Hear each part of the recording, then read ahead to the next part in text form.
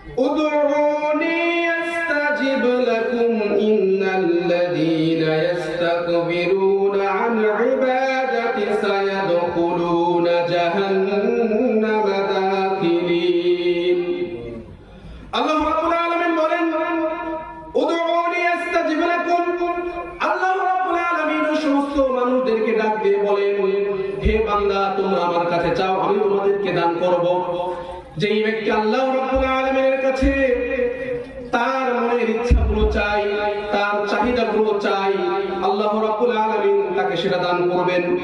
ইন্নাল্লাযীনা ইস্তাকবিরুনা আন ইবাদাতি, আর তোমাদের মধ্যে যেই ব্যক্তি চায় না, মনে করে আমার চাওয়ার প্রয়োজন নেই, নিজেকে অহংকার বশত চায় না, নিজের বুককে ফিরিয়ে নেয়, নিজেকে অটল করে রাখে, নিজেকে আড়াল করে রাখে, চাওয়ার কথা মোট প্রয়োজন মনে করে না, যেই ব্যক্তি অহংকার বশত নিজের মুখকে চাওয়ার থেকে ফিরিয়ে রাখবে, আল্লাহ রাব্বুল আলামিন বলছেন, সায়াদখুলুনা জাহান্নামা দাখিলিন, আমি ওকে সবচাইতে নিকৃষ্টতম জাহান্নামে ঢুকাবো এবং সবচাইতে লাঞ্ছিত অবস্থায় তাকে জাহান্নামে ঢুকাবো।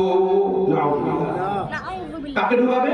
যে দোয়া করে না, যে আল্লাহর কাছে চায় না, যে দোয়া করে না, যে আল্লাহর কাছে চায় না, তাকে জাহান্নামে, নিকৃষ্টতম জাহান্নামে, অপমানিত অবস্থায় তাকে ঢুকাবে জাহান্নামে।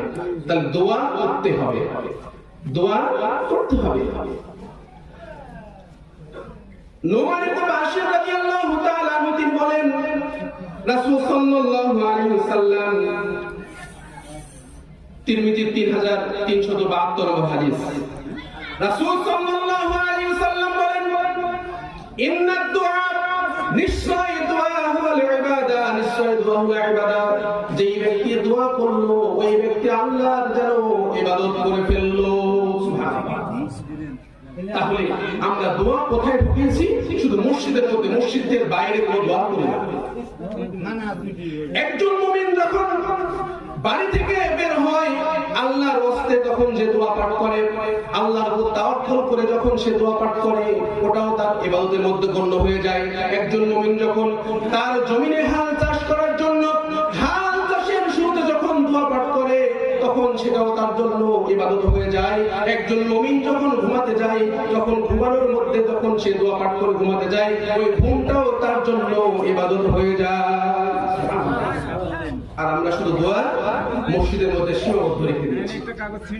আপনি রাস্তায় চলবেন, মাঝের মধ্যে বলবেন সুবহানাল্লাহ, আলহামদুলিল্লাহ, আল্লাহু আকবার বলবেন, এটাও